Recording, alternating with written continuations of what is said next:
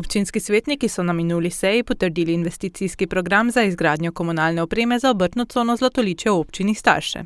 Danes smo ga potrdili, je pa treba še oddati najprej popolno vlogo na Ministrstvo za gospodarski in razvojno tehnologijo za nepovratna sredstva in ko bomo to vse imeli odobreno, bomo lahko v bistvu šele govorili, po kakšni ceni lahko prodajamo. Investicija bo vredna več kot 2 milijona, računajo, da skoraj polovico tega zneska bodo pokrili z nepovratnimi kohezijskimi sredstvi. Celotna investicija je ocenjena na 2,76 milijona evrov.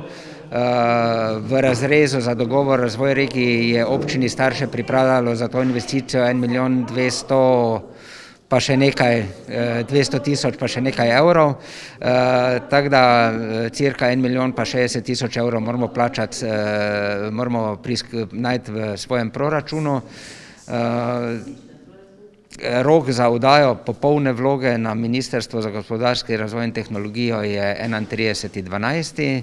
V okviru tega gre za izgradnjo komunalne opreme v obrtni coni v Zlatoličju, zgradil se bo povezovalni vodovod med Zlatoličjem in Prepoljem, ki bo tudi glavni oskrbovalni vodovod za cono.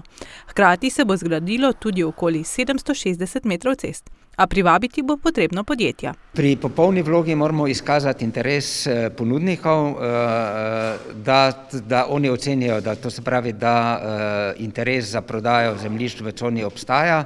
Seveda morajo biti v tej ponudbi oziroma pismu o nameri podatki, da preverijo, da je to res srednje ali malo podjetje in mora biti vsaj navedena površina, ki bi jo potrebovali za svojo dejavnost.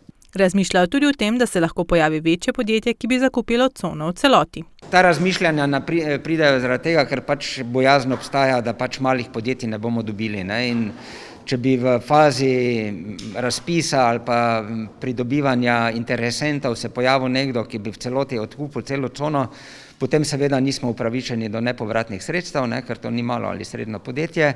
Je pa res to, da potem je tudi naš vložek bistveno manjši, saj je treba v bistvu komunalno infrastrukturo le pripeljati do cone, ni pa treba noter razvoda delati, ker bi to on opravil sam.